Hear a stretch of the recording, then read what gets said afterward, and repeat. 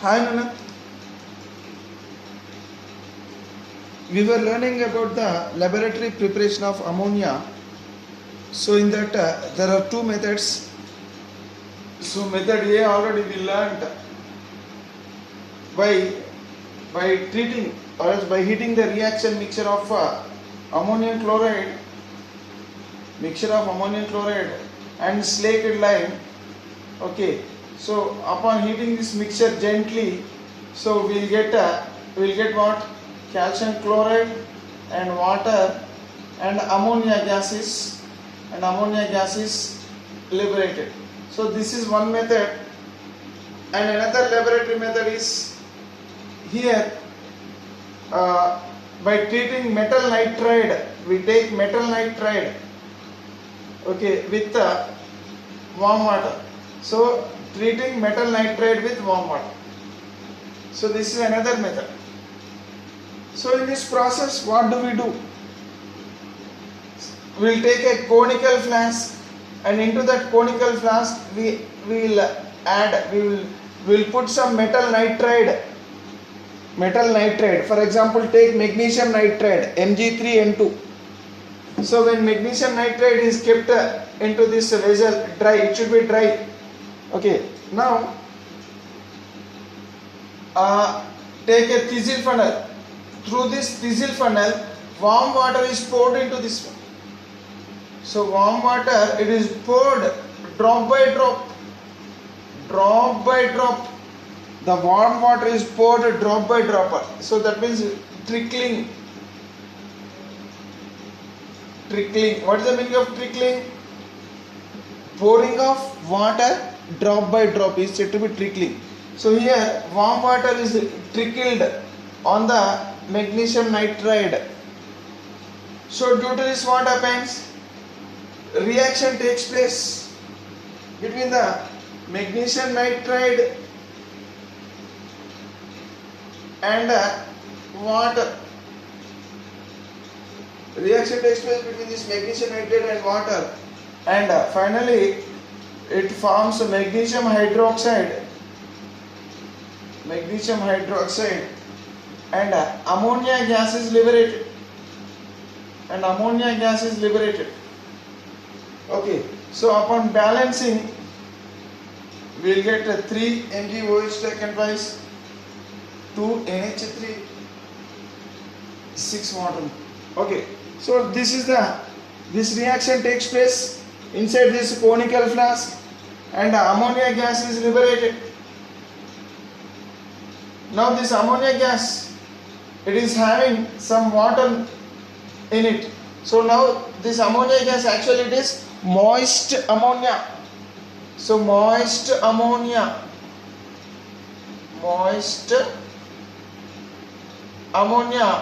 will enter into this delivery tube. So moist ammonia is prepared here, and it is enter into the delivery tube and finally reaches to this chamber. So here it is ammonia gas is collected, but the ammonia gas is impure ammonia gas. Why it is called as impure ammonia gas?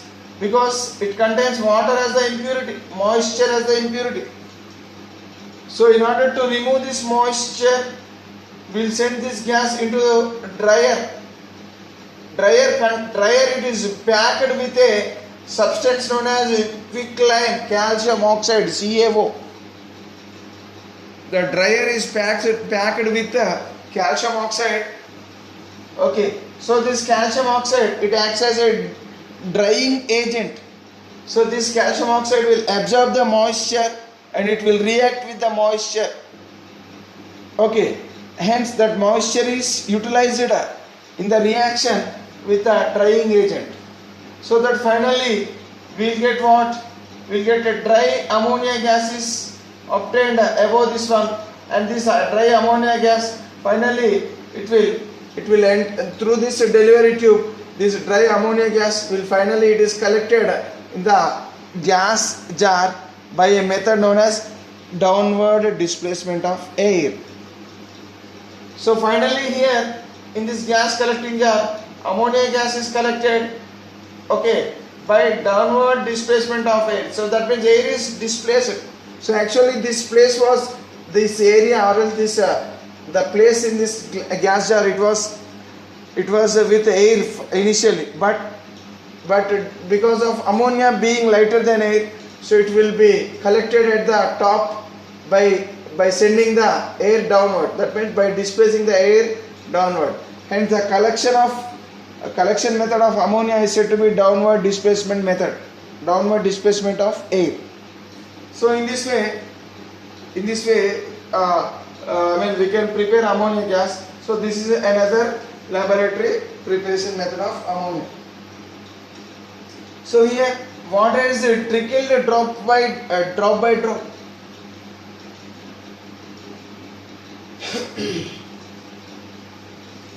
See, actually magnesium nitrate, it is an expensive. This magnesium nitrate, it is an expensive material. It is very expensive and it is unstable also. It is expensive material and it is unstable compound. So hence preparation of ammonia by using this magnesium nitrate, okay, it is followed rarely. Okay, so the preparation of ammonia by using magnesium nitrate, it is done very rarely, but in majority of cases we will go with A but not with B. So A means here we will heat the mixture of ammonium chloride with a slaked lime gently, and finally ammonia gas is obtained. So this one we have studied in our previous video. Okay, so this is these are the two methods, laboratory preparation methods of ammonia. Right. Next we will learn about the industrial preparation of ammonia. So we learnt about general preparation of ammonia, general methods of preparation of ammonia and laboratory methods of preparation of ammonia. Now we learn the industrial method of preparation of ammonia. How ammonia gas is prepared industrially. Industrially means large quantities of ammonia. In laboratory we don't prepare large quantities. So if you want to prepare large quantity of ammonia, then we have to follow industrial method. Okay, industrial preparation. Industrial preparation of ammonia. So this is done by a process known as Haber's process. The process of preparation of ammonia industrially, it is called as Haber's process. It is called as Haber's process. So actually it is a synthesis method. Synthesis method.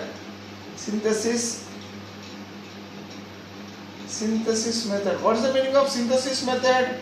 When elements combine to form a compound, then that method is said to be synthesis method.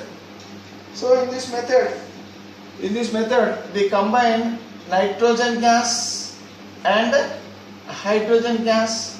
We will take nitrogen gas and hydrogen gas, dry and pure nitrogen, dry and pure hydrogen gas we will take, and we will take these two gases in the ratio of 1:3 by volume. Suppose if you take 10 milliliters of nitrogen, we have to take 30 milliliters of hydrogen. If you take 100 milliliters of nitrogen, we have to take 300 milliliters of hydrogen gas. So like this, by using these elements, we will prepare ammonia gas by Haber's process. Okay. See, actually the hydrogen. This hydrogen, what is the source of hydrogen? Hydrogen, it is obtained from water gas. Okay. Source of hydrogen is water gas. From water gas by a method known as Bosch method. So already we learnt about this Bosch method in our in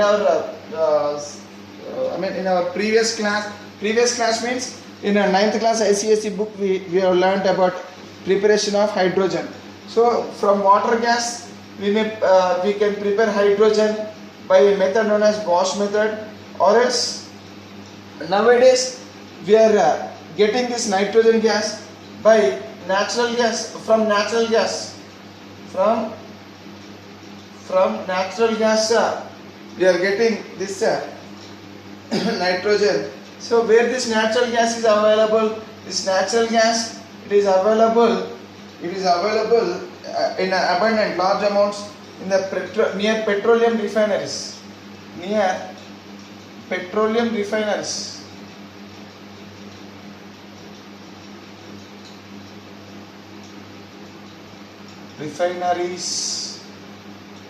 Okay, so it is available in petroleum refineries. We get a natural gas. So from natural gas this hydrogen gas is it is obtained.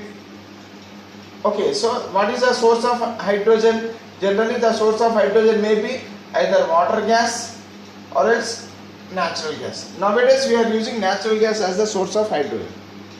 Next, where we get this nitrogen from? This nitrogen actually it is obtained from the air. Initially the air is liquefied. So liquefied air will prepare. Okay, liquefied air is converted to liquefied air by a process known as liquefaction.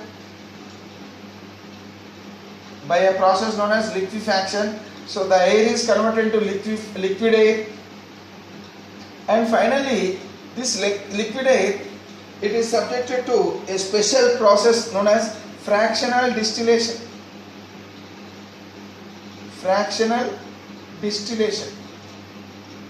Okay, that means when liquefied air is subjected to fractional distillation, finally we will get nitrogen gas and some other gases at different temperatures. Okay, so finally we will get a nitrogen gas by the first liquefaction and afterwards fractional distillation of the air.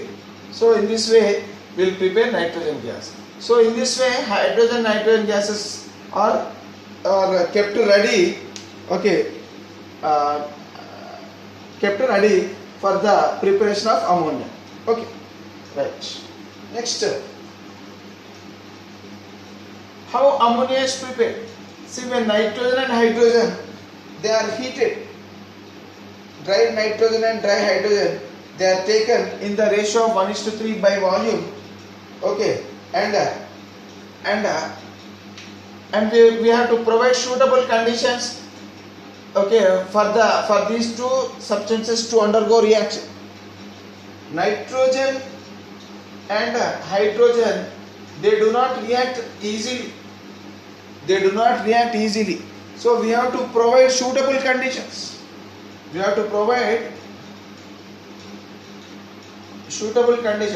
Only under suitable conditions the nitrogen gas will react with the hydrogen gas.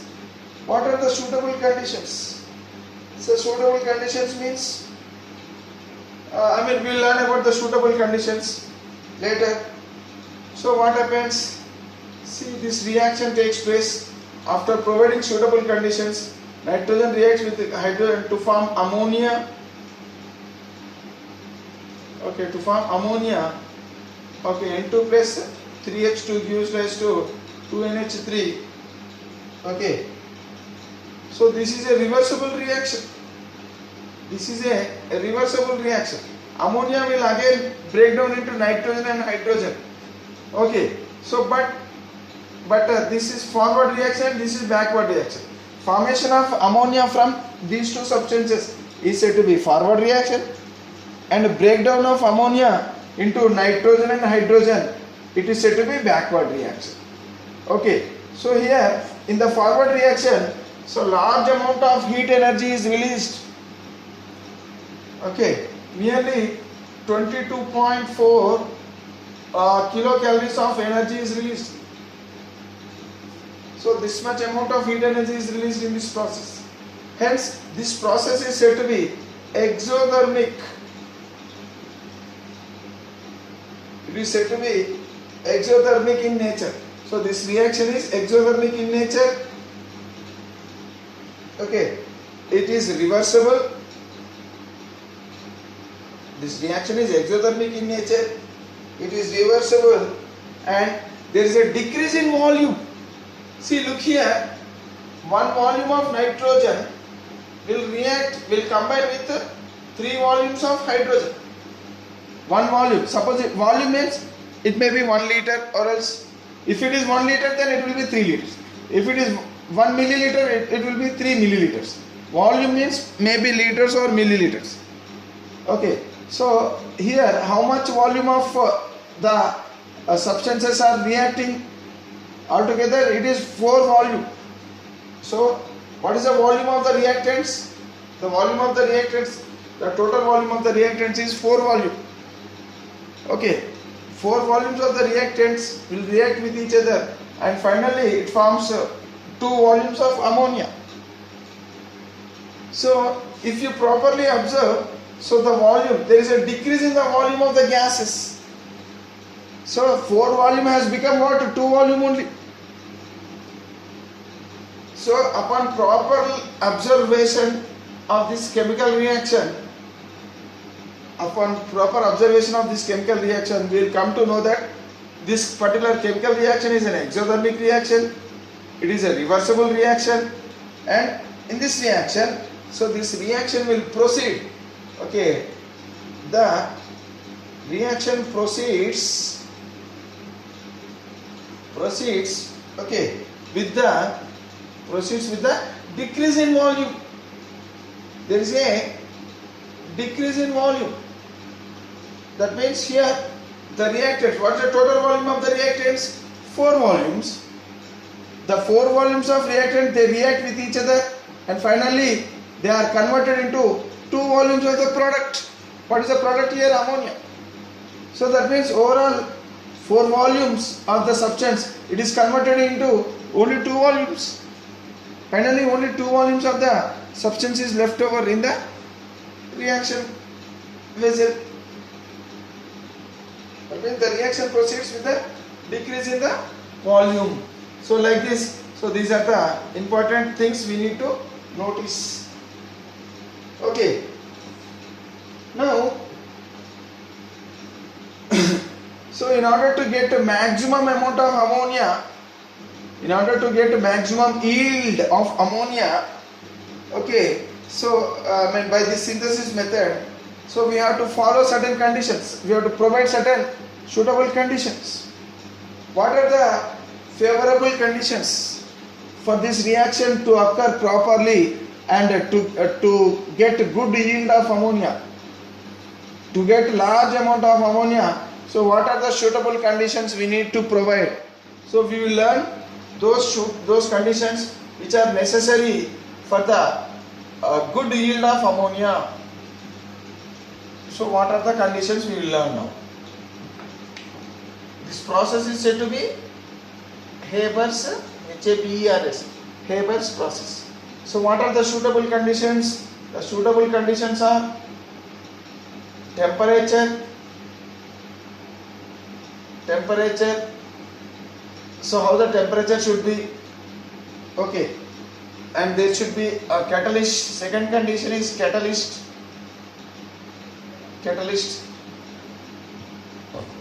Third condition is pressure.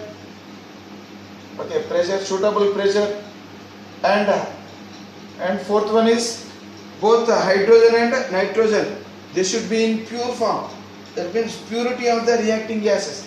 Based on the purity of reacting gases also, okay, the amount of ammonia produced, the amount of ammonia formed, or else the yield of ammonia, it depends upon certain conditions. What? It depends upon the maximum yield of ammonia it depends upon temperature, it depends upon catalyst, it depends upon the pressure, and depends upon the purity of the reacting substances. So we will learn about these conditions one by one. If you speak about temperature, so this is an exothermic reaction. Okay, as this is an exothermic reaction, okay, so we have to provide low temperatures. Generally exothermic reaction, for exothermic reaction, so we have to provide low temperatures for the reactants to undergo reaction. So generally reactants does not undergo reaction easily. So for these reactants to undergo reaction, we have to heat these reactants. Okay, so how much heat we have to provide? That is the question. See, if you observe this reaction, it is an exothermic reaction. As it is an exothermic reaction, so that means here low temperature are suitable. Generally, low temperature are suitable, favor the reaction. Temperature, how much it should be? It should be low temperature. Low temperature will favor the reaction. But one thing, at low temperature, so remember, at low temperature, the reaction will be very slow. The reaction will be slow. When the temperature is low, what happens? The rate of the reaction will be slow. So therefore, in order to, when the rate of the reaction is slow, reaction will be slow. What happens? The yield of ammonia will be slow. We'll get a less amount of ammonia. After longer time also, we'll get a less amount of ammonia. Okay, that means then what we have to do? We have to heat. We should not heat to low temperature. So that means we have to maintain certain temperature known as optimum temperature.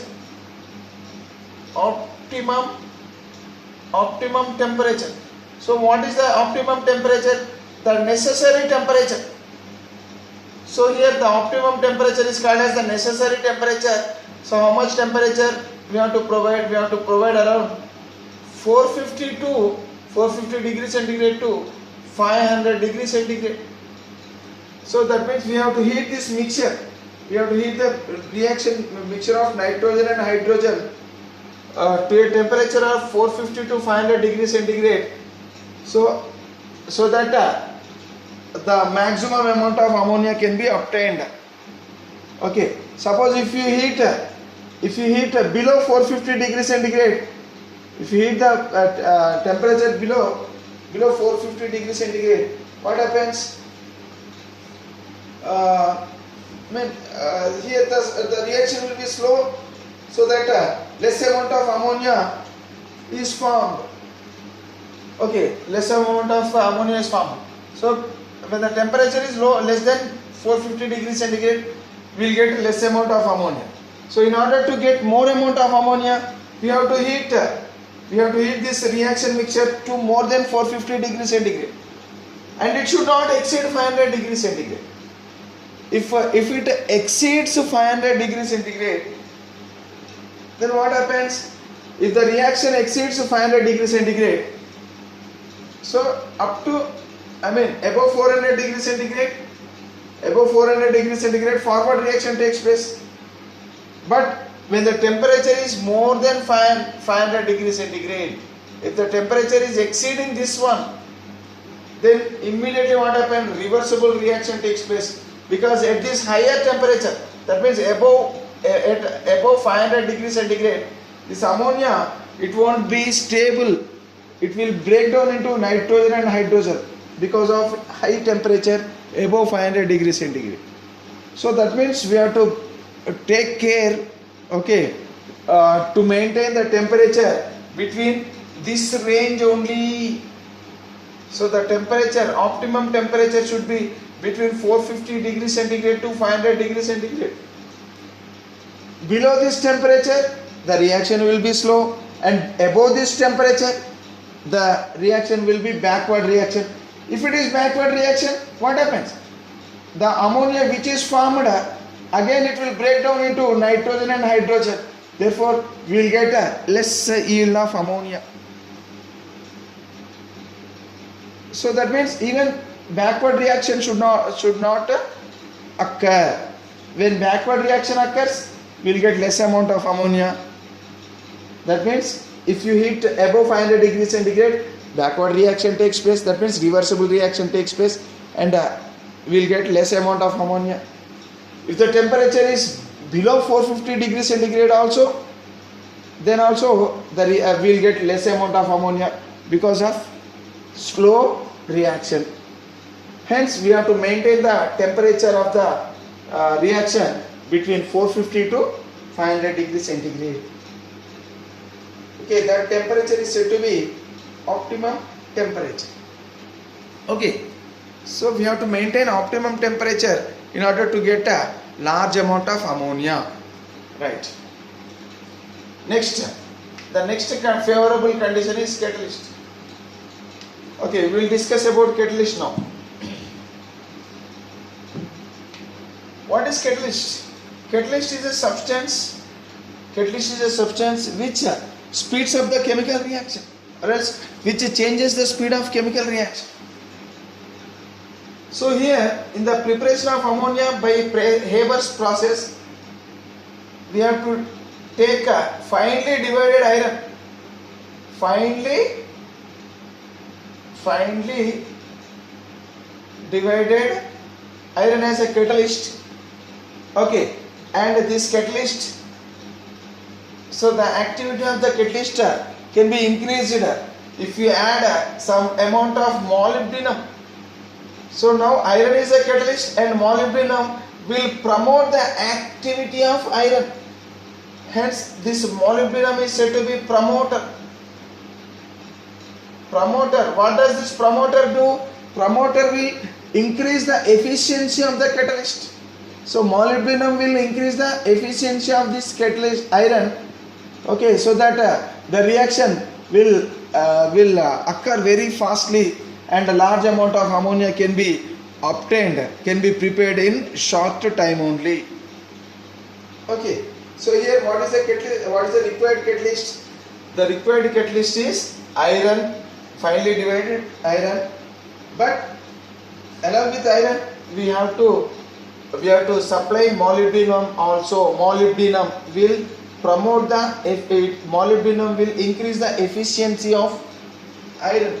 Promoter always will activate the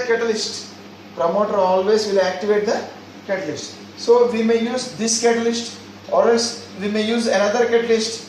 What is the other catalyst? Fe2O3. Okay, ferric oxide. So this is better catalyst when compared to this catalyst. Okay, this is better catalyst. Ferric oxide. This ferric oxide, this is a catalyst. This is what? Catalyst. So this should be mixed with a potassium oxide. This should be mixed with potassium oxide 1%. Only 1% of potassium oxide. It should be mixed with 1% potassium oxide. That means this catalyst should contain 1% potassium oxide and 3% of aluminum oxide. So these two substances, 1% of potassium oxide and 3% of aluminum oxide. So these two substances, they act as promoters. The mixture of these two will act as promoter. Okay, and this ferric oxide is a catalyst.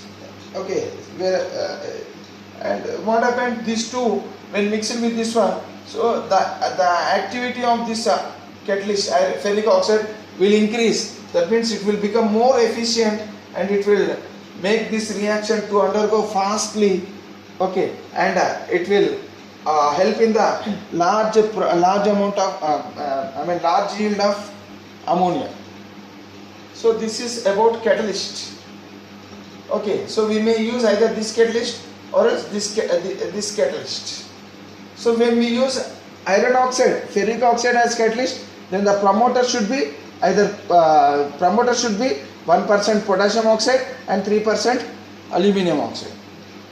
Or else if we use finely divided iron as catalyst, then we have to use molybdenum as the promoter. But this is the more this is better catalyst when compared to this catalyst, right? Next, what is the third condition? Third condition is optimum pressure.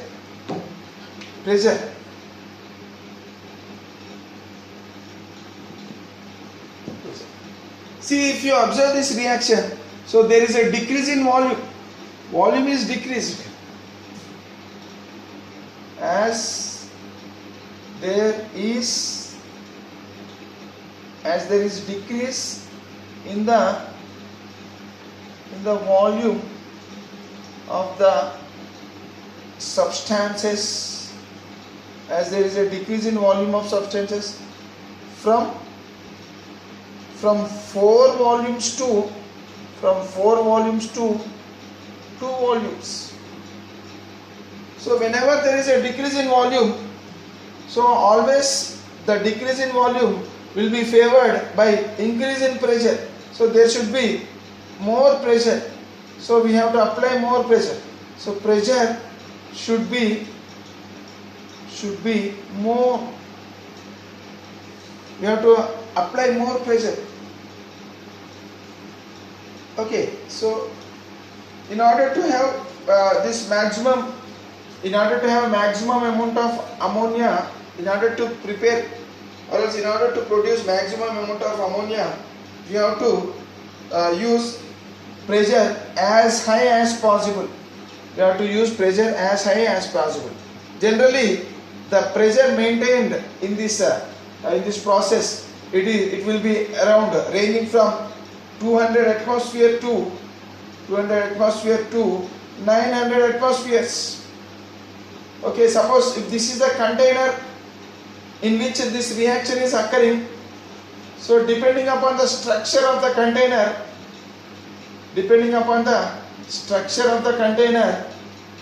okay, the pressure applied will be, suppose if this container can withstand high pressures, then we may apply 900 atmosphere pressure also inside.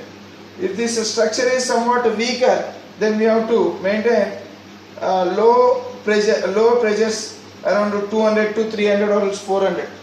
So depending upon the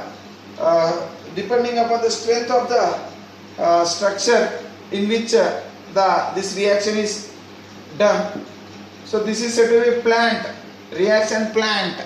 So depending upon the strength of the structure of the reaction plant, the pressure applied should be, okay. So it will be in the range of 200 atmosphere to 900 atmosphere, which depends upon what? The structural strength of the plant in which this reaction it is taking place. Okay, so this is about the pressure. Now if you speak about the purity, so the fourth condition is purity.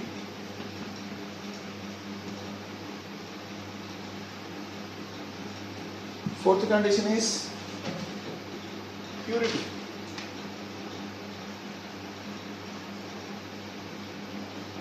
Purity of the reacting substances. Purity of the reacting substances. What are the reacting substances here? Both nitrogen and hydrogen. Okay, so actually a kind of impurity in the gas leads to the following problems. For example, if there is impurity, if impurity is present, impurities, what does these impurities do? Impurities will slow down the reaction. Slow down the reaction speed. Okay. So therefore what happens? We will get a less amount of ammonia. Less amount of ammonia is prepared when when the reaction speed is slow. And moreover, these impurities, they may poison the catalyst. These impurities may poison the catalyst. Therefore, the efficiency of the catalyst will decrease. Okay, whenever the efficiency of catalyst is decreased, or else if the catalyst is unable to function, what happens? The reaction may stop. If the catalyst gets spoiled, or else if catalyst get poisoned. Okay, so like this, it is essential that reacting gases should be absolutely free, absolutely pure. So that means the reacting substances should be absolutely pure, and it should be absolutely dry in condition. So only pure and dry reacting substances can yield a large amount of ammonia. If there are any impurities, the impurities will slow down the speed of the reaction, and the impurities may poison the catalyst, so that the reaction may slow down, or else the reaction may stop sometimes. So like this, these are the 4 conditions which are favorable for the good yield of ammonia. So what are the favorable conditions for good yield of ammonia? So one is temperature, optimum temperature. It should be between 450 to 500 degrees centigrade. The second one is suitable catalyst. So here we may use iron, finely divided iron as the catalyst, along with molybdenum as promoter, or else we may use iron oxide, so which is better than iron. So iron oxide is a better catalyst. If you use iron oxide as a catalyst, then we have to mix 1% potassium oxide and 3% aluminum oxide, okay, as a promoters. So that is about catalyst. Next, the third point is related to pressure. So we have to maintain pressure around 200 to 900 atmosphere pressure, very high pressure. Why we have to maintain very high pressures? Because whenever there is a decrease in volume, so we have to maintain high pressures. So here the volume of the reacting substances, it is decreased from 4 volumes to 2 volumes. Hence we have to maintain high pressures. So that means here for the better yield of ammonia, we have to apply the pressure between 200 atmosphere to 900 atmosphere, depending upon the structural strength of the plant in which this reaction is done. Okay, and finally about the purity of reacting substances. So if there are impurities, they slow down the speed of the reaction, and these impurities may poison the catalyst and it will stop the reaction. So we have to these are the 4 favorable conditions which helps in the better yield of ammonia.